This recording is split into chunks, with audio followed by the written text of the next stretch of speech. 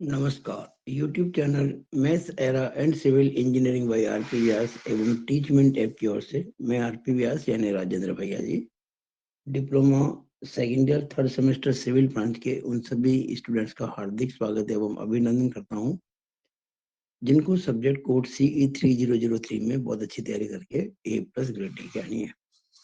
निसंदेह आप ये A+ ग्रेड हासिल करेंगे अगर मेरे वीडियोस को शुरू से आखिर तक देख के अपने खुद के नोट्स बनाएंगे और किसी भी समस्या के समाधान के लिए व्हाट्सएप ग्रुप के अंदर उसको वापस मुझे मैसेज करेंगे। डेफिनेटली मैंने अपनी हर टीचिंग क्लास के अंदर जो टीचमेंट ऐप के अंदर है उसमें कुछ पीडीएफ डाली हुई है जिसमें आपको मैंने पिछले कुछ सालों के जो एग्जाम है के पेपर्स है सॉरी बीटीआर के जो एग्जाम पेपर्स है और हमारी जो बुक है लिखी हुई उसके जो मैन्यूस्क्रिप्ट है उसके जो पेजेस हैं ओरिजिनल उनकी पीडीएफ बना के मैंने चैप्टर वाइज डाली हुई है और जितने भी न्यूमेरिकल क्वेश्चन है उनके सोल्यूशन की पीडीएफ भी डाली हुई है। तो मैं समय समय पर आपको वीडियोस के माध्यम से बताऊंगा कि किस पेज पर क्या मिलेगा, आप उसको निकाल कर उसको करें और कोई दिक्कत आती है तो व्हाट्सएप ग्रुप में डालें। तो आज हम अब इस वीडियो को शुरू करते हैं जो कि होगा वीडियो नंबर 11। देखिए, मैं सबसे पहले बताना चाहूंगा जो पिछला वीडियो था शेयर स्ट्रेस पे, और आपको याद होगा मैंने सिंगल शेयर डबल शेयर के बारे में समझाया था और उन केसेस में शेयर स्ट्रेस कैसे निकालते इस बारे में बताया था। मैं इस वीडियो में बताना चाहूंगा कुछ और प्रकार के प्रश्न शेयर स्ट्रेस के जो आपके नॉलेज को बढ़ाएंगे। एक तो सवाल पंच पे आता है, पंच एंड होल। कम आते हैं, पहले आया करते थे, आजकल कम आते, लेकिन आपके कंसेप्ट क्लियर होने चाहिए। मैं इसी वीडियो में आपको बताऊंगा ये मेरी पीडीएफ में कहां पर है और कंप्लीट सॉल्यूशंस है, लेकिन थोड़ा शॉर्ट में समझा दूं। देखिए, जैसे ये कोई एक प्लेट है स्टील की और आपने इसमें एक ऊपर से पंच के द्वारा, छेदक के द्वारा हथौड़ा मारकर छेद कर दिया और छेद जब कर दिया तो उसके अंदर आर पार छेद हो गया। देखिए, सुराख हो गया ना, इस स्टील की प्लेट में सुराख हो गया और इस सुराख का जो डायमीटर है वो डी है। अच्छा, ये जो प्लेट की मोटाई है ना, ये टी है। ध्यान रखना, ये प्लेट का एलिवेशन है। आप थोड़ी ड्राइंग समझे इसकी। अब अगर इस प्लेट को, ये जो मैंने सुराख हो गया ना, ये आर पार ऊपर से जब फोर्स लगाया आपने पंच के ऊपर, अगर मैं इसका प्लान बनाऊं इस प्लेट का जो कि एलिवेशन है, तो प्लान कुछ ऐसा बनेगा। मैं प्लेट के प्लान की बात कर, ये प्लेट है, मैं ऊपर से देख रहा हूँ प्लेट को और ये इस सुराख की सेंटर लाइन है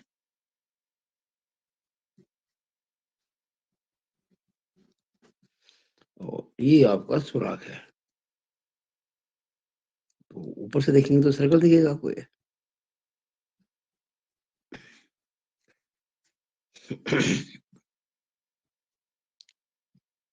तो ये आपने क्या है कि जब ऊपर से एक पंच के द्वारा फोर्स लगाया।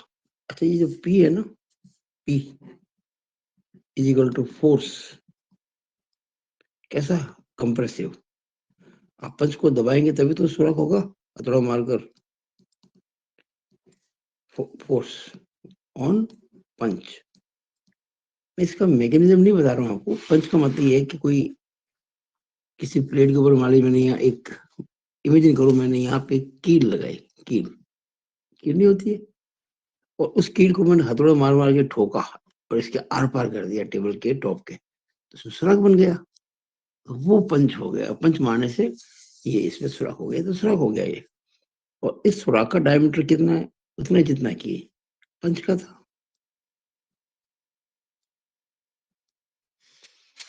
अब आप एक बात देखेंगे, इस प्लेट की मोटाई है टी, कई बार प्रश्न पूछते हैं कि जब पंच के ऊपर कंप्रेसिव फोर्स लगाते हैं तो सुराख होता है प्लेट में आर पार। तो बताइए प्लेट की shear स्ट्रेस कितनी है? What is the shear stress of plate? या कई बार आपको प्लेट की shear स्ट्रेंथ दे देते हैं और पूछते हैं कि पंच के ऊपर कितना बल, कितना फोर्स लगाया गया उसको छेद को करने के लिए। तो यहाँ कुछ नहीं है, आपको दो चीजों को बराबर करना पड़ेगा। आपने जो पंच के ऊपर फोर्स लगाया वो फोर्स, देखिए P is equal to compressive force on punch. This force कौन सा? यही P जो कि पंच के ऊपर कंप्रेसिव है। This force is also shearing force. मैं shear फोर्स नहीं कर रहा हूं, shearing फोर्स फॉर होल। ये जो होल है ना, जो सुराख हो गया आर पार, तो सुराख की जो दीवार है वो तो वर्टिकल है और फोर्स पे ऐसे लगाया गया, ये एलिवेशन में तो फोर्स ऐसे लगाया गया होगा डेफिनेटली P, और फोर्स की डायरेक्शन इसके पैरेलल है, यानी ये शेयरिंग एरिया है। तो ये जो फोर्स P देख रहे हैं, जिस पंच के ऊपर हम फोर्स लगाते हैं उस पर तो ये कंप्रेसिव फोर्स है, और ये जो सुराख बन रहा है इस सुराख के लिए ये शेयरिंग फोर्स है। तो ये फोर्स तो एक ही है ना, फोर्स दो तो नहीं है। तो हम कहेंगे P is equal to force compressive on punch and this force is also shearing force for hole। तो हम कहेंगे कि compressive force on punch is equal to shearing force for hole। क्योंकि फोर्स तो एक ही है, दो तो है नहीं। अब आप जानते हैं फोर्स कैसे निकालते हैं, आप अच्छे से जानते हैं कि स्ट्रेस का जो फॉर्मूला होता है, स्ट्रेस का वो होता है फोर्स अपॉन एरिया। अगर आप फोर्स में एरिया का भाग लगा देंगे तो स्ट्रेस आ जाएगी। अब मुझे कंप्रेसिव फोर्स निकालना है, क्या निकालना है? कंप्रेसिव फोर्स, संपीड़न बल। तो वो निकालने के लिए कंप्रेसिव स्ट्रेस इनटू कंप्रेशन में एरिया, क्या लिखेंगे यहाँ पे? फोर्स होता है स्ट्रेस इनटू एरिया। तो कंप्रेसिव स्ट्रेस यानी संपीड़न प्रतिबल into area in compression is equal to, ये शीयरिंग फोर्स है। फोर्स हमेशा कोई भी फोर्स होगा स्ट्रेस इनटू एरिया होगा। यहाँ कौन सी स्ट्रेस आएगी? शीयरिंग स्ट्रेस, या कि शियर स्ट्रेस इनटू एरिया इन शियर।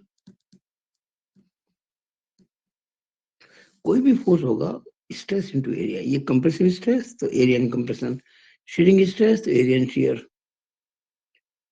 अब कंप्रेसिव स्ट्रेस को हम हमेशा स्मॉल p कहते हैं, और एरिया कंप्रेशन में, अच्छा ये जो पंच आपने ऊपर से इस पंच में जोड़ लगा के जो सुराख किया, तो नेचुरली पंच का जो डायमीटर होगा वो सुराख का डायमीटर ही है। जितना डायमीटर पंच का होगा ना वही तो बनेगा सुराख।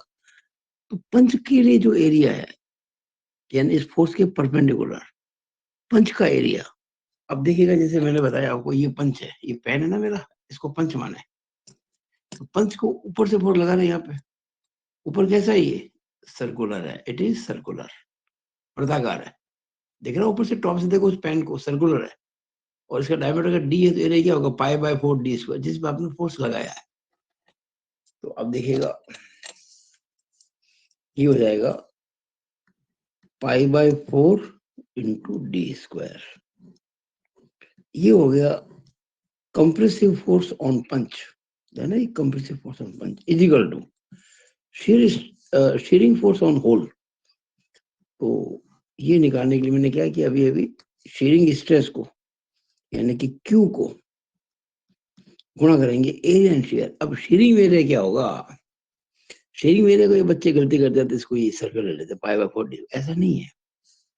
शीयरिंग में ये जितना सुराख की गहराई है ना वो भी तो काम आएगी, कितना गहरा सुराख है, और साथ में वो जो सुराख है ना इसकी पेरीमीटर परिधि, और भाई सुराकी जो परिधि है ये सर्कमफ्रेंस वो लेंगे इनटू इसकी डेप्थ लेंगे तो क्या आएगा पाई डी टी। देखो पाई डी क्या होता है आप जानते हैं ना किसी सर्कल का डायमीटर डी हो तो उसकी जो सर्कमफ्रेंस होती है परिधि वो पाई डी होती है।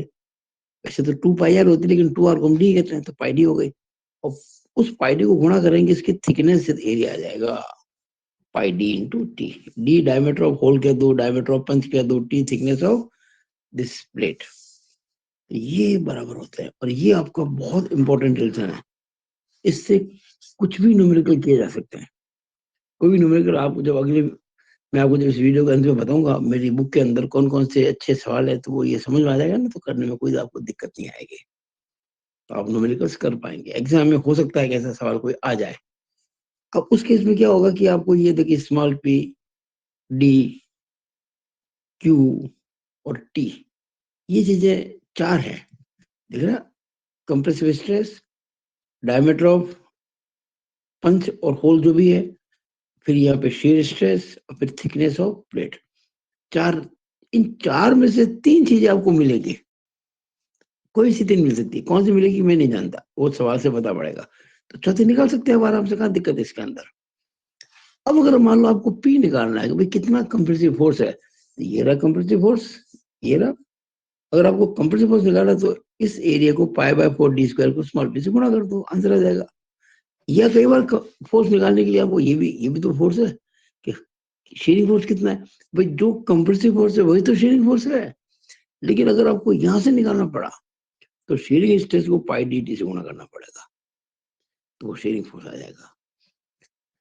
ये दोनों बराबर होते हैं और ये बराबर होने से एक समीकरण बन गई और इससे जो भी चीज आपको निकालनी वो निकाल पाएंगे। पॉइंट एंड होल पर ये बड़ा अच्छा क्वेश्चन बनता है आजकल नहीं आ रहा लेकिन पहले हमेशा ये आया करता था एग्जाम के अंदर। तो इसी प्रकार से एक क्वेश्चन मेरे दिमाग और आ रहा है ग्लू से। ग्लू समझते हो चिपकाने वाला पदार्थ गोंद गोंद कह दो फेविकोल कह दो जो चिपकाता है। तो क्या है कि एक क्वेश्चन आपको मिलेगा ऐसा हमारी किताब के अंदर एक ट्यूब है। क्या है ट्यूब नली और नली के अंदर एक रॉड हमने क्लोजली फिट कर रखी है।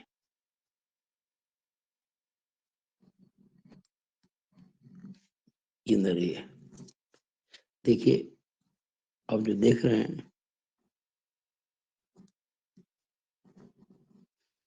ये है नली ट्यूब और ये है रॉड बीच में कोई गैप नहीं दिया नो एनी गैप। अगर मैं इसका साइड भी बनाऊं इस सिस्टम का तो साइड व्यू कुछ ऐसा बनेगा ये ऐसा और ये ऐसा। ये तो है नली और ये है रॉड। और मान लीजिए नली का जो बाल का डायमीटर है वो कैपिटल डी है और अंदर का डायमीटर जो है स्मॉल डी है जो कि रॉड का डायमीटर भी है। ये एक क्वेश्चन मिलेगा आपको ऐसा जिसमें कहा गया है कि ये ट्यूब जो है ना वो वुडन है लकड़ी की है ट्यूब। अच्छा इनकी जो कॉमन लेंथ है वो एल है L is common length tube and rod वो वुडन है लकड़ी के बने हुए। अब क्या है कि ये जो रॉड है जो ट्यूब के अंदर फिट कर रखी है इस रॉड के ऊपर जैसे ये रॉड मान लीजिए ये मान लो पेन को आप रॉड मान लो तो मैंने इसके ऊपर क्या किया ग्लू लगा दिया। ग्लू समझते हो चिपकाने वाला पदार्थ फेविकोल है कि गोंद है जो लकड़ी के तो फेविकोल ही होता है। इसके चारों ओर हमने बढ़िया से एकदम से चिपका दिया पूरी इसकी यहाँ कंप्लीट इस प्रकार से। और फिर ये जो ट्यूब है इसमें सेंटर में डाल के इधर से पुश किया तो ये रॉड जो है ट्यूब के अंदर चली गई आर पार हो गई आर पार हो गई है। ये रॉड इस ट्यूब के अंदर चली गई और हमने ट्यूब के अंदर की साइड में भी फेविकोल लगाया था हाथ से या किसी भी तरह के और रॉड में भी लगाया एक बार तो ट्यूब अंदर चली गई, लेकिन जो जो समय बीतेगा, सूखेगा मामला, तो वो रॉड ट्यूब के साथ में जकड़ जाएगी, फिट हो जाएगी, क्योंकि फेविकॉल ने उन दोनों को जोड़ दिया है। अब मैं जो प्रश्न कर रहा हूं वो ये है, अगर उस समय आपसे कहा जाए कि भाई ये जो रॉड है, इस पे मुझे एक कंप्रेसिव फोर्स लगाना है, हथौड़ा मार मार कर या किसी भी तरीके से फोर्स लगाना है, मैं कितना फोर्स लगाऊं कि ये रॉड इस ट्यूब में से बाहर निकल जाए? ये क्वेश्चन आता है। मैं इस रॉड पर कितना फोर्स लगाऊं, कंप्रेसिव दबा के इसे कितना फोर्स लगाऊं कि ये रॉड इस ट्यूब की कैद से बाहर निकल जाए? अब कैद मैं ये क्यों कह रहा हूं मैं, क्योंकि फेविकोल ने रॉड और ट्यूब को जोड़ दिया है। तो ये जो इसकी shear स्ट्रेंथ है, अपरूपण सामर्थ्य है किसकी? फेविकोल की। उसको पार करना पड़ेगा। अगर उसको पार नहीं करेंगे तो ये रॉड बाहर नहीं निकलेगी। तो हम यही बात कहेंगे कि मान लीजिए ये जो फोर्स पी है, जो कि कंप्रेसिव फोर्स है, किसके लिए? रॉड के लिए। यही फोर्स पी बन जाएगा उस फेविकोल के लिए, यानी कि जो जिस पे शेयरिंग हो रहा है उसके लिए बन जाएगा शेयर फोर्स। तो वही चीज करेंगे, कंप्रेसिव फोर्स और रॉड छड़ के लिए संपीड़न बल बराबर sharing force for glue, GLU। Glue का मतलब होता है चिपकाने वाले पदार्थ, जो पदार्थ चिपकाता है दो मेटेरियल्स को। और कंप्रेसिव फोर्स कैसे निकालेंगे? स्ट्रेस कंप्रेशन में इनटू एरिया। एरिया किसका लेंगे? रॉड का। रॉड का डायमीटर कितना है? Small D. एरिया आ जाएगा π/4 into D square. Very simple. और शीयरिंग फोर्स कैसे निकालेंगे? शीयरिंग स्ट्रेंथ ग्लू की, वो आपको सवाल में दे रखी होगी। क्यों? ये ग्लू की, यानी कि गोंद या फेविकॉल जो भी चिपकाने वाला पदार्थ है, उसकी अपरूपण सामर्थ्य, शीयरिंग स्ट्रेंथ इन न्यूटन पर mm स्क्वायर। इसकी इकाई होगी न्यूटन पर mm स्क्वायर इनटू ग्लू का एरिया। अब ग्लू आपने किस पे लगाया है? रॉड के ऊपर। तो इसकी जो परिधि है वो लेनी पड़ेगी आपको। परिधि का मतलब πd। अब अभी जो हमने पिछला क्वेश्चन किया था, इसमें तो सुराख की ये जो लेंथ इतनी है, इसकी थिकनेस के बराबर, तो यहाँ हमने जो ग्लू लगाया इसकी पूरी लंबाई में लगाया। पूरी लंबाई कितनी मान रखी चल रहे पर L, तो यहाँ पे πd इंटू L हो जाएगा बस, और कोई फर्क नहीं। बाकी सेम इक्वेशन है। आप अगर देखेंगे ना, देखिए P into π/4 D square equal to Q into πdl। यहाँ पर देखिएगा P into π/4 D square equal to Q into πdt। यहाँ T है थिकनेस ऑफ प्लेट, और वहां पे लेंथ ऑफ द ट्यूब है। तो यहाँ पर इस प्रकार के प्रश्न मिल सकते हैं आपको, मेरी किताब में मिलेंगे। तो मैं आपको इसी वीडियो के अंदर इस बारे में समझाऊंगा। लेकिन जब ये बातें मैं समझेंगे ना, तो आपको करने में आसानी होगी। तो ये मैंने उचित समझा कि इस वीडियो के अंदर मैं आपको वो चीज कर रहा हूँ जो पहले वाले वीडियो में रह गई थी। अब हम आगे आते हैं इसी वीडियो के अंदर। शीयर स्ट्रेन, शीयर स्ट्रेन इसे कहते हैं अपरूपण विकृति। अपरूपण विकृति, अपरूपण विकृति। इसमें क्या है कि एक तो इसको हम फाई से रिप्रेजेंट करते हैं। Phi, phi is notation for shear strain. इसका एक शीयर स्ट्रेन को प्रकट करने का तरीका, सिंबल है फाई। अब ये कैसे निकालते हैं, क्या है, वो आपको समझाना चाहता हूं। देखिएगा, प्रत्यक्ष प्रतिबल यानी कि डायरेक्ट स्ट्रेस से जो स्ट्रेन होती थी, याद कीजिए, जिसको हम स्मॉल ई कहा करते थे, वो कहलाती थी रेखीय विकृति, यानी कि लीनियर स्ट्रेन। रेखीय विकृति, उसमें क्या होता था कि लंबाई में परिवर्तन होता था, लेंथ बढ़ती थी, लेंथ घटती थी। तो जितनी बढ़ती थी, जितनी घटती थी, उसके अंदर ओरिजिनल लेंथ का भाग लगाते थे हम। उसको हम कहते थे स्मॉल ई। यहाँ शेयर स्ट्रेन में स्ट्रेन वर्ड का जो प्रयोग हो रहा है वो लंबाई में कमी ज्यादा के हिसाब से नहीं हो रहा है। यहाँ पर जो भी चीज शेयर हो रही है उसकी शेप बदल गई है, उसका रूप बदल गया है। लंबाई कम ज्यादा की बात इसमें नहीं होती है। मैं समझाना चाहता हूँ। देखिएगा, मान लीजिए कोई एक ये क्यूबिकल ब्लॉक है। क्यूब मान लो, अभी तो ऐसे क्यूब में कितने फेस होते हैं, घन के अंदर कितने फलक होते हैं, 6। अगर आप क्यूब बनाना चाहो, क्यूब, तो एक छोटा सा मैं फिगर बना के दिखाता हूँ क्यूब का। ये एक, जैसे आइस बॉक्स में नहीं होता आइस क्यूब, ये इस तरह से ये क्यूब हो गया। इसमें कितने फेस होते हैं, 6। देखिए, एक फेस ये होता है, एक इसके पीछे, एक ये होता है, एक इसके नीचे, एक ये साइड वाला, एक इसके साइड। कुल 6 फेस होते हैं। जैसे सांप सीढ़ी खेलते हैं ना, लूडो खेलते हैं सांप सीढ़ी, जो पासा होता है तो उस पर ये 6 फेस होते हैं। और हर फेस कैसा होता है, स्क्वायर होता है। ये भी स्क्वायर है, ये भी स्क्वायर है, 6 फेस स्क्वायर होते हैं। तो ये एक मैंने क्यूब माना है। सामने से देखेंगे क्यूब को तो आपको स्क्वायर दिखेगा ये।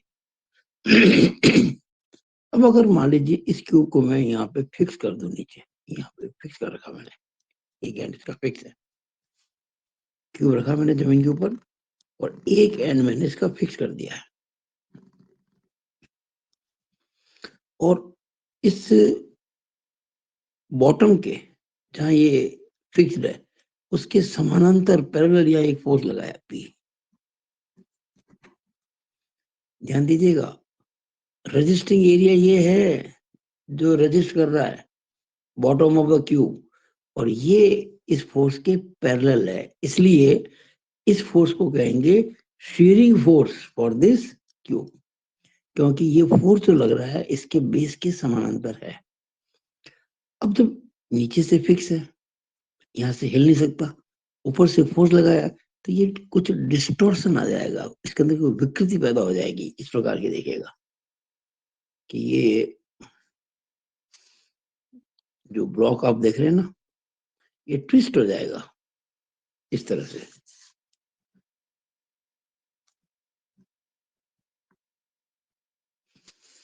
ये आपको समझाने के लिए थोड़ा बड़ा बनाया, लेकिन इतना, ये ये एंगल आप देख रहे हैं ना, ये angle,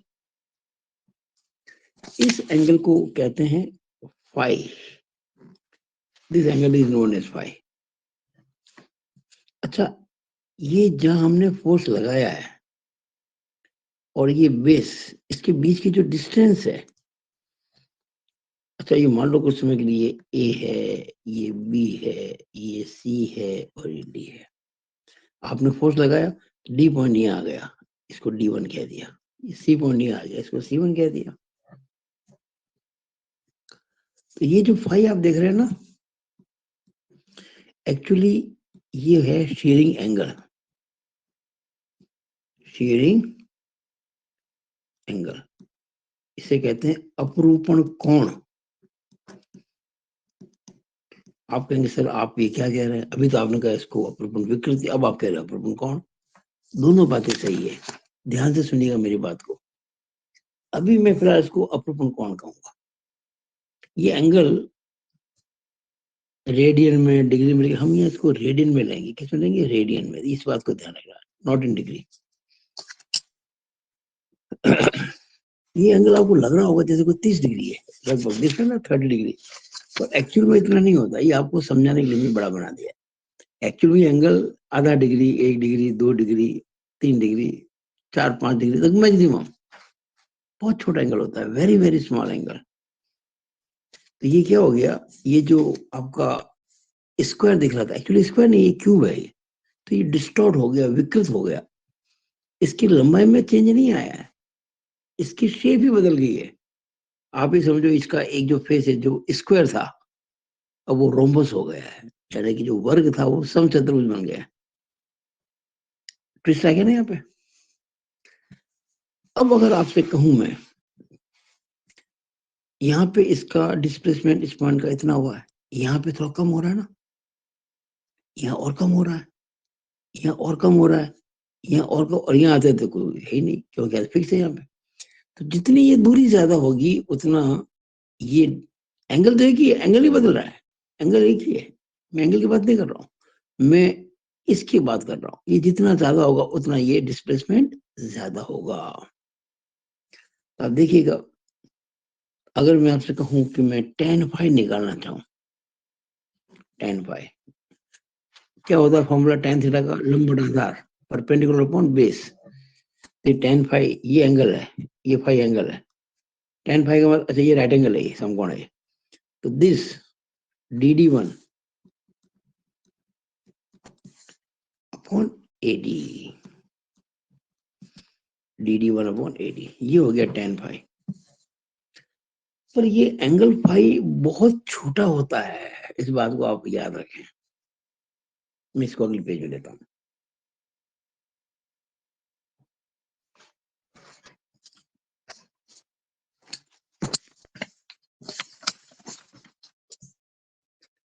angle phi is very small.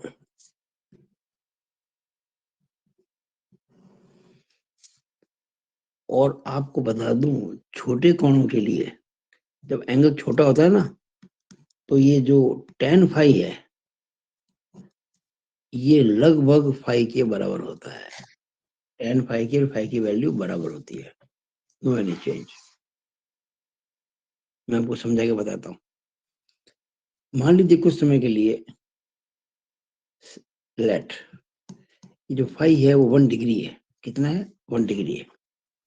अच्छा 1 डिग्री में कितने होंगे रेडियन? आप जानते हैं 180 डिग्री में, यानी कि 180 डिग्री में होते हैं पाई रेडियन। 180 डिग्री में होते हैं पाई रेडियन। तो 1 डिग्री में कितने हो जाएंगे? पाई बटा 180 रेडियन। और ये 1 डिग्री ही है, ये 1 डिग्री ही है, तो हो जाएंगे ये पाई बटा 180 रेडियन। अब अगर आप पाई की वैल्यू पुट करेंगे यहाँ पे, ये आपके सामने बड़ा कैलकुलेटर, ये रहा कैलकुलेटर, आप देख रहे हैं। मैं पाई इस पे ला रहा हूँ, तो शिफ्ट दबाया और इसको दबाया, ये पाई आ गया बटा 180 बटा 180। तो आप देखेंगे 180 बराबर बराबर कितना दिख रहा है आपको? 0.01745, 0.01745। ये तो मैंने फाई निकाला, जो कि 1 डिग्री था, उसको निकाला मैंने रेडियन में। इतना रेडियन है ये। अब मैं tan फाई निकालता हूँ। tan फाई का मतलब tan 1 डिग्री, यहाँ डिग्री में लूंगा tan 1 डिग्री। अब tan 1 डिग्री कैसे निकालेंगे भाई?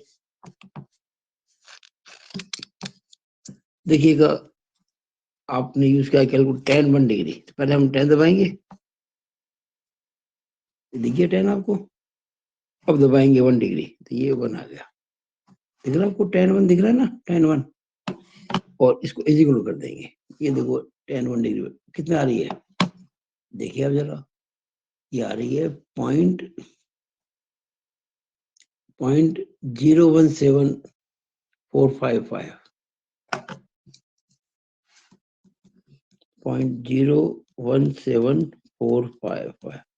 अब देखो जरा, इस वैल्यू में और इस वैल्यू में क्या फर्क है? बहुत मामूली है, बहुत मामूली।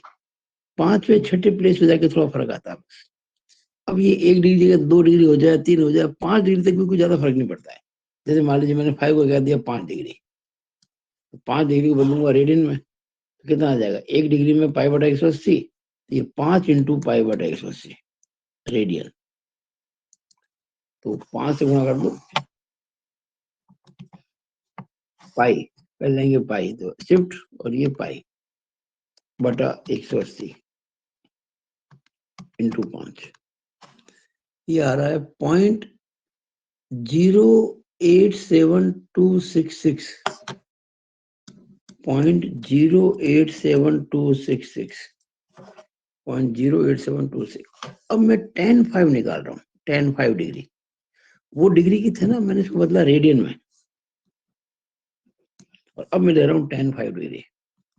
और tan 5 डिग्री भी लगभग इतना ही आएगा, ये देखिए tan 5 डिग्री। तो tan दबाया और ये 5 दबा दिया, ये 5 दबा दिया। देखिए दिख रहा आपको tan 5 नजर आ रहा है ना, tan 5 इजिकल टू कितना आ रहा है भाई, देखो यार आप, अब दिख रहा होगा मेरे ख्याल से साफ साफ 0.087488 0.087488।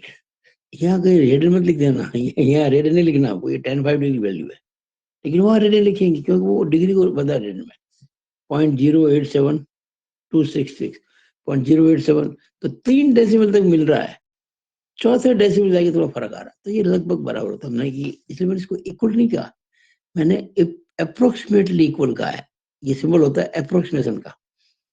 तो आपको समझाने की कोशिश की मैंने कि किस तरह से हम शेयरिंग एंगल को और शेयरिंग स्ट्रेन को आपस में जोड़ते हैं। तो चूंकि tan 5 और 5 लगभग बराबर होता है, तो हम कह सकते हैं कि ये 5 जो है वो शेयरिंग स्ट्रेन का ही एक रूप है, तो इसलिए हम कहते हैं शेयरिंग स्ट्रेन, यानी कि अपरूपण विकृति बराबर 5। अब ऐसे क्वेश्चन आपको कई मिल जाएंगे, बहुत सारे मिल जाएंगे मेरी बुक के अंदर, और एग्जाम में भी कभी कभार शायद आ सकते हैं आने वाले समय के अंदर। ये 3 मार्क्स में आ सकता है, या फिर 1 मार्क में मल्टीपल चॉइस क्वेश्चन आ सकता है। अब ऐसे क्वेश्चन आपको बुक में मिल जाएंगे, मैं आपको रेफर करूंगा अभी इसी वीडियो के अंदर, जिसमें कहा है कि अगर एंगल 2 डिग्री है तो बताइए अपरूपण विकृति क्या होगी। जैसे आपको सिंपल सी बात बताऊं, मैं मान लो आपको कहता अगर शेयरिंग एंगल 1 डिग्री है तो शेयर स्ट्रेन क्या होगी, मेरा कहने का मतलब अगर अपरूपण कोण 1 डिग्री है तो अपरूपण विकृति क्या होगी। तो कुछ नहीं करना आपको, आप या तो 1 डिग्री को बदलते हैं रेडियन में, तो आप कहेंगे 0.01745 रेडियन, लेकिन जब कहेंगे ना विकृति यानी कि स्ट्रेन, तो रेडियन शब्द का प्रयोग नहीं करेंगे। मैं यहाँ लिख देता हूँ, सारी है, अगर 5 बराबर 1 डिग्री, अगर 5 बराबर 1 degree, then shearing strain is equal to कितना आता है ये 0.01745 0.01745। आगे रेडियन लिखने की गलती मत करना, शेयरिंग स्ट्रेन की कोई इकाई नहीं होती, there is no any unit for shear strain. हाँ, जितना एंगल ये रेडियन में है वही शेयरिंग स्ट्रेन है बिना एंगल की। तो ध्यान रखना, अगर फाई ये है तो अच्छा, अगर मैं कहता हूँ अगर फाई जो है आपको 5 डिग्री है, then shearing strain is equal to, वो जो निकाला मैंने अभी tan 5 डिग्री अभी कहता ना, ये 0.087 बस, रेडियन मत लिख देना, बार बार कह रहा हूँ। हम जब शेयरिंग स्ट्रेन लिखते हैं ना, स्ट्रेन, तो रेडियन शब्द का प्रयोग नहीं करते हैं।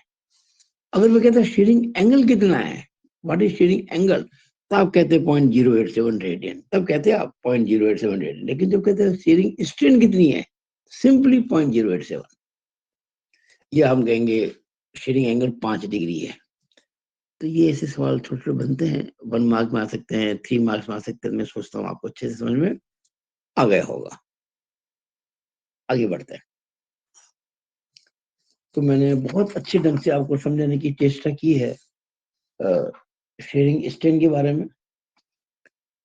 अब हम बहुत ही इंटरेस्टिंग बात पे आ रहे हैं, जो पिछले वीडियो मैंने समझाने की कोशिश की थी, लेकिन समय की कमी थी, नहीं समझा पाया था। हम इस पे डिस्कस पहले कर चुके, नाम भी मैं लिख चुका था पिछले वीडियो में, दृढ़ता प्रत्यास्था मापांक। दृढ़ता प्रत्यास्था मापांक, मैं इसके बारे में चर्चा कर चुका था पिछले वीडियो में।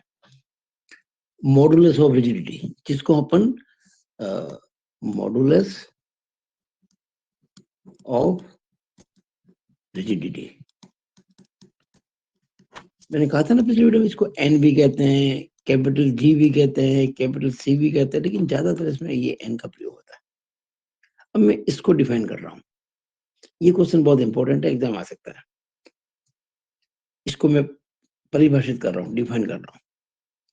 आपने देखा होगा यंग के प्रत्यास्था मापांक के बारे में, यंग्स मॉडुलस ऑफ इलास्टिसिटी, वहां क्या था, सिंपल स्ट्रेस सिंपल स्ट्रेन की प्रोपोर्शनल होती विद इन इलास्टिक लिमिट। प्रत्यास्थता की सीमा में प्रतिबल विकृति के समानुपाती होता है। साधारण प्रतिबल, साधारण विकृति। यह बात चल रही है शीयरिंग स्ट्रेस और shearing strain.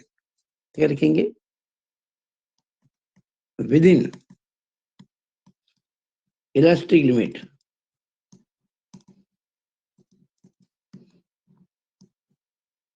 shear stress is proportional to shear strain।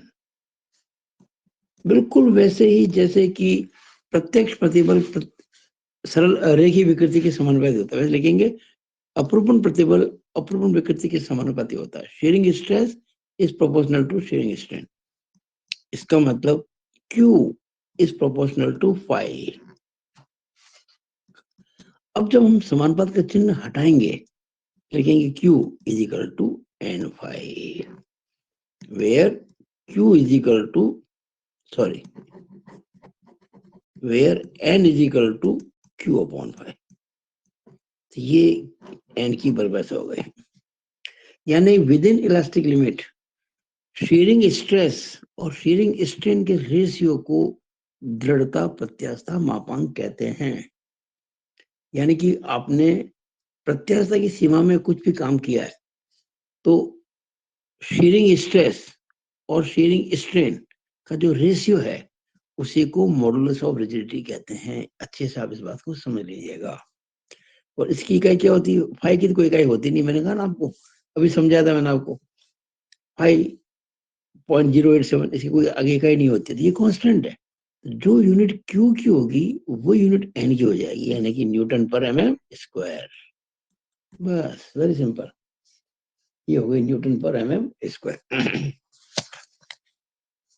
अब इस अगला पेज, एक रिलेशन है जो आपके पाठ्यक्रम की सीमा में नहीं है, लेकिन कभी कभी मल्टीपल चॉइस क्वेश्चन पूछ लेते हैं कि भाई ये जो लीनियर स्ट्रेन होती है, लीनियर स्ट्रेन यानी रेखीय जो हम अब तक ई कहते आए हैं, एंड शीयरिंग स्ट्रेन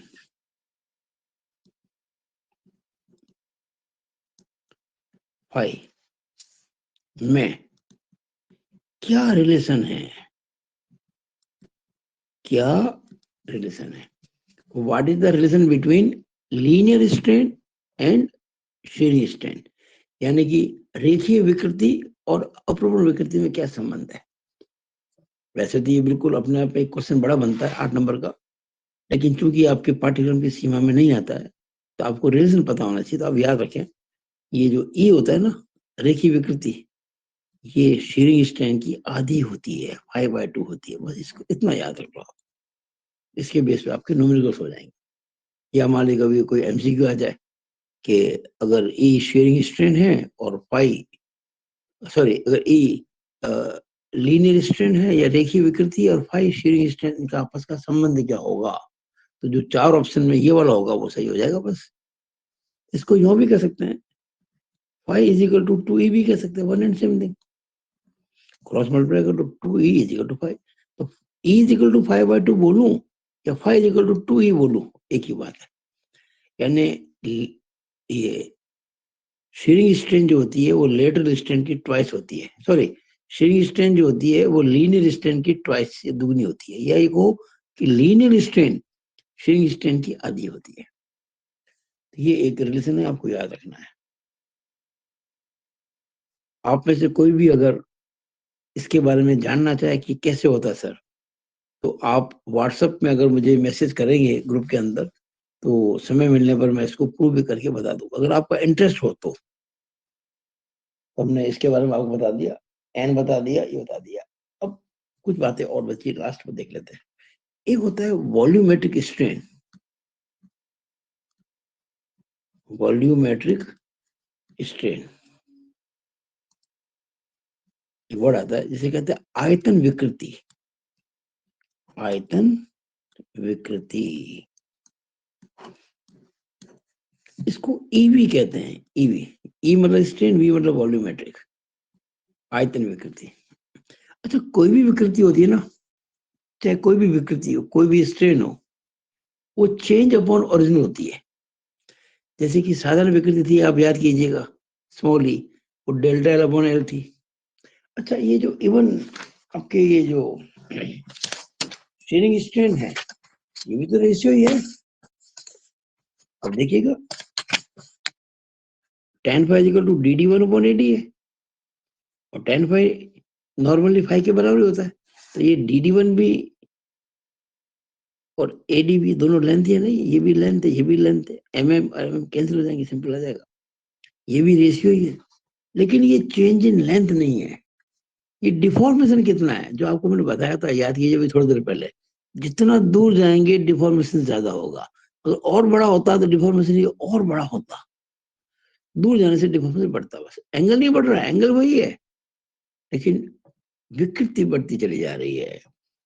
तो ये एक तरह से जो चेंज हुआ है शेप के अंदर, और ये जो ओरिजिनल जो डिस्टेंस, अगर ये मान लीजिए सपोज करो आपके कोई चेंज होता ही नहीं, तो स्ट्रेंथ जीरो होती। जितना डिस्टेंस ज्यादा होगा, ये भी स्ट्रेंथ ज्यादा होगी। तो आपको यहाँ पे दिस अपॉन दिस, ये था, ये भी वही चीज है। लेकिन ये अपन इसको कहीं ओरिजिनल लेंथ मत कह देना, ये गलती मत कर, it is not original length.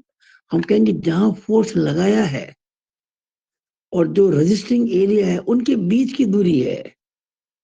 It is the distance between applied force and the resisting area, length की जगह पर।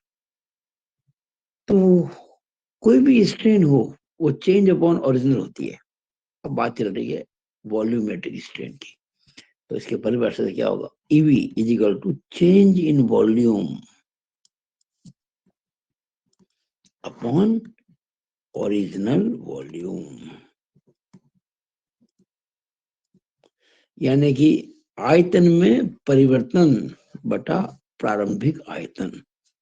अरे भाई, जब किसी चीज को अपन दबाएंगे, फुलाएंगे, तो उसका वॉल्यूम चेंज होगा ना। दबाएंगे तो वॉल्यूम कम होगा, फुलाएंगे तो वॉल्यूम बढ़ेगा, तो वो चेंज इन वॉल्यूम हो गया। और ओरिजिनल वॉल्यूम जो उसको मतलब फुलाने से या मतलब उसको बढ़ाने से या घटाने से जो पहले जो वॉल्यूम था ओरिजिनल, उसका भाग लगा देंगे, तो जो प्राप्त होगा वो होगा आयतन विकृति। आयतन में परिवर्तन बटा प्रारंभिक आयतन, change in volume upon original volume, इसको हम कह सकते हैं डेल्टा वी अपॉन वी। अब वॉल्यूम कैसे निकालते हैं, अपन न्यूमेरिकल करेंगे किसी क्यूबिकल, ये अपने आयताकार छड़का कैसे निकालेंगे, बेलनाकार छड़का कैसे निकालेंगे, वो सब बाद में अपन क्वेश्चन करेंगे तो समझ आ जाएगी। तो आपसे क्वेश्चन पूछ, ये दोनों, ये आपके 1 मार्क में आ सकता है, 3 नंबर में आ सकता है। ये ऐसे भी आ सकता है कि बताइए आयतन विकृति जो होती है वो किन का रेशियो होता है, इस प्रकार से। तो मेरे ख्याल से आपको समझ में आ गया होगा। अब इस वीडियो का लास्ट पोर्शन करने जा रहे हैं अपन, उसके बाद आपको बताऊंगा इस वीडियो को देखने के साथ कौन से क्वेश्चंस आपको सॉल्व करने हैं बुक के और पेपर के। अब हम बताने जा रहे हैं आपको बल्क मॉडुलस। बल्क मॉडुलस इसे कहते हैं आयतन प्रत्यास्था मापांक। आयतन प्रत्यास्थता मापांक। देखिए, जैसे आपको एक छोटा सा एग्जांपल देता हूं, ये पानी की सतह है और पानी के अंदर एक क्यूब डूबा हुआ है, एक घन डूबा हुआ है, ये इसके अंदर। तो आप जानते हैं ना, जितना ज्यादा पानी में गहरा जाएंगे, आप पे दाब बढ़ता चला जाएगा। आपने पढ़ा होगा फ्लूइड मैकेनिक्स के अंदर, हाइड्रोलिक्स के अंदर, कि P is equal to WH होता है। W पानी का घनत्व, H इसका है। जितना H ज्यादा होगा उतना प्रेशर ज्यादा होगा। इसे कहते हैं प्रेशर इंटेंसिटी, दाब तीव्रता। और पास्कल नाम के वैज्ञानिक ने ये सिद्ध किया था, ये बात है फ्लूइड मैकेनिक्स की, हाइड्रोलिक्स की, कि कोई अगर पार्टिकल पानी में इमर्स्ड है, फुल्ली डूबा हुआ है, तो उस पे सभी दिशाओं से जो प्रेशर आता है वो बराबर आता है, इक्वल आता है, इक्वल आता है। ये पास्कल का नियम है। किसी इमर्स्ड बॉडी पर, निमज्जित वस्तु पर जो डूबी हुई पानी के अंदर सभी दिशाओं से समान दाब तीव्रता लगती है। अब अगर मैं इस समान दाब तीव्रता के अंदर आयतन विकृति यानी कि वॉल्यूमेट्रिक स्ट्रेन का भाग लगा दूं, जो आएगा उसे कहेंगे के, यानी कि आयतन प्रत्यास्था मापांक। ये इसकी परिभाषा है, ये परिभाषा है। The intensity of pressure from all sides on a particle divided by the volumetric strain gives bulk modulus. तो आप देखेंगे यंग का मापांक हो, चाहे मॉडल्स ऑफ रिजिडिटी हो, चाहे बल्क मॉडल्स हो, हमेशा स्ट्रेस अपॉन स्ट्रेन ही होता है। यंग्स मॉडल्स के अंदर याद कीजिएगा simple stress upon simple strain थी। मॉडल्स ऑफ रिजिडिटी के अंदर shear stress upon shear strain थी, और के अंदर वो चारों ओर से जो स्ट्रेस लग रही है वो स्ट्रेस है अपॉन वॉल्यूमेट्रिक स्ट्रेन है। ये लीनियर स्ट्रेन, ये शेयरिंग स्ट्रेन और ये वॉल्यूमेट्रिक स्ट्रेन। ये linear stress, sharing stress and pressure intensity from all the directions. ये हो गया ई एन के। वैसे इसको एक और प्रकार से कर सकते हैं, ये जो पी होता है ना प्रेशर, हम कह सकते हैं कि within elastic limit pressure जो होता है ये ईवी के समानुपाती होता है। Intensity pressure is proportional to volumetric strain. दिखती बात है, जितना स्ट्रेन ज्यादा होगी उतना प्रेशर ज्यादा होगा। अगर मैं इसको हटाऊं, इस सिंबल को इक्वल टू कर दूं, तो यहाँ एक कांस्टेंट के आएगा, तब मैं कह सकता हूँ K is equal to p upon e. V एक ही बात है।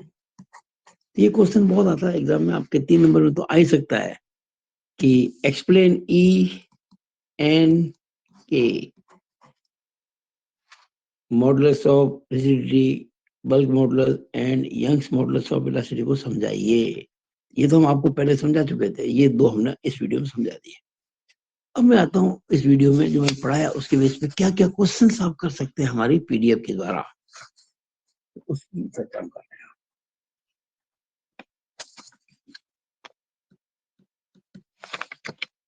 देखिएगा, ये बहुत इंपॉर्टेंट बात बताने जा रहा हूँ।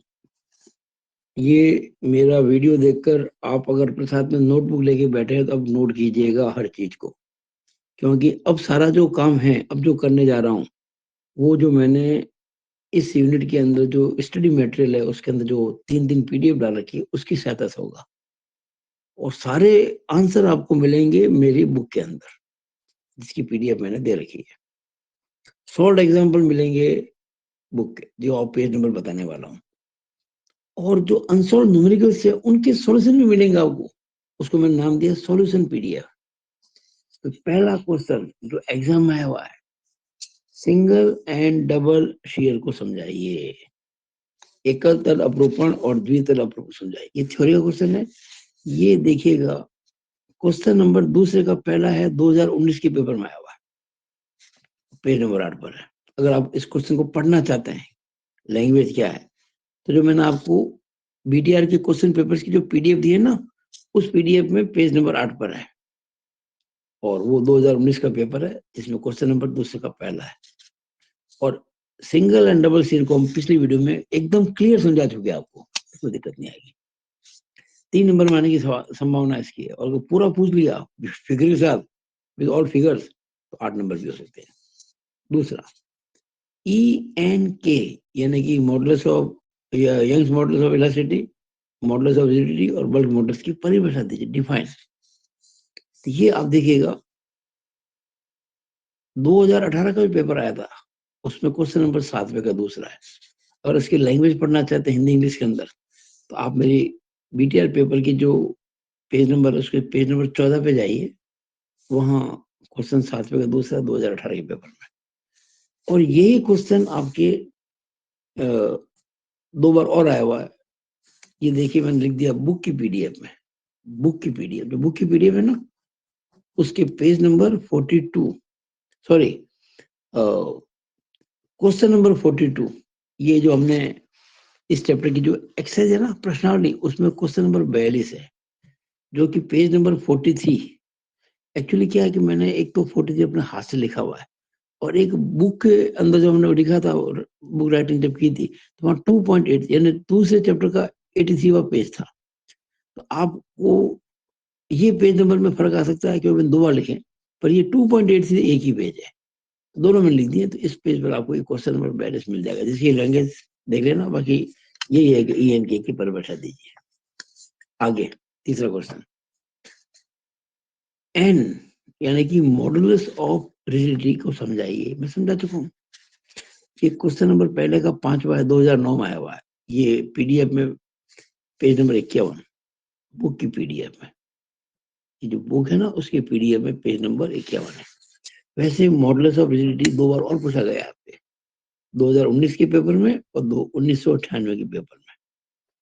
2019 में पूछा गया है और 1998 में पूछा गया है। ये तो भाई आपके 3 क्वेश्चन तो एग्जाम के क्वेश्चन है। अब मैं कहता हूँ इन्हें भी देखें। अब मैं कुछ बातें आपको बता रहा हूँ, इन्हें भी देखें। तो मैंने आपके लिए काफी इकट्ठी किए, 12 बातें इकट्ठी की। 12 ये देखेंगे तो क्या होगा, बहुत फायदा होगा। जो मैंने आपको बुक की PDF, question bank, solution PDF, उनमें देखेंगे तो आपको फायदा होगा, लेकिन आपको खुद को काम करना पड़ेगा।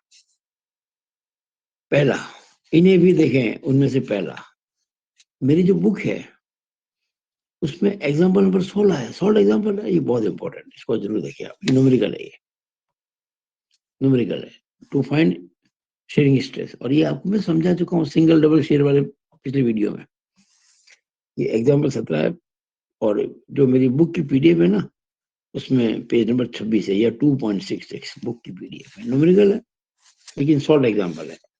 अगला, अगला जो है वो भी न्यूमेरिकल है, एग्जाम्पल है, शॉर्ट है। 18 एग्जाम्पल 18 कहाँ मिलेगा? 2.67 पेज या 27 पेज नंबर बुक की PDF में। ये भी न्यूमेरिकल है।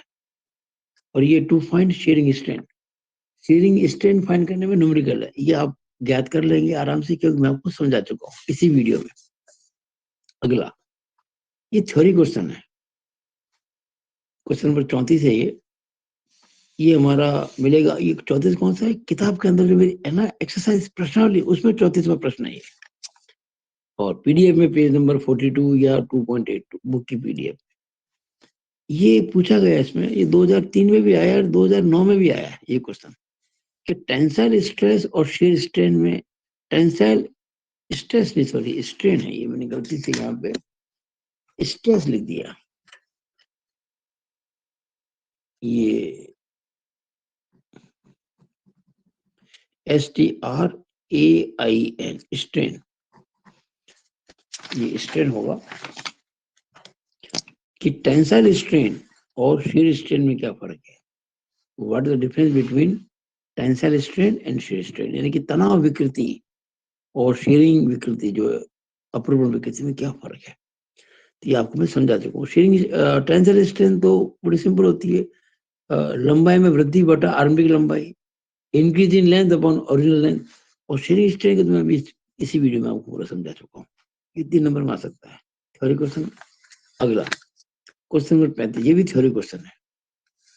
ये आपको मेरी बुक की जो PDF है ना उसमें पेज नंबर 2.82 या पेज नंबर 42 कह सकते हो।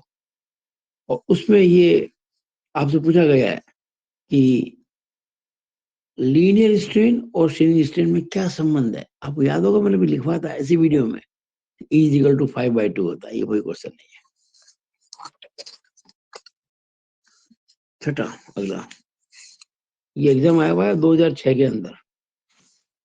EV यानी कि आयतन विकृति क्या होती है? What do you mean by EV?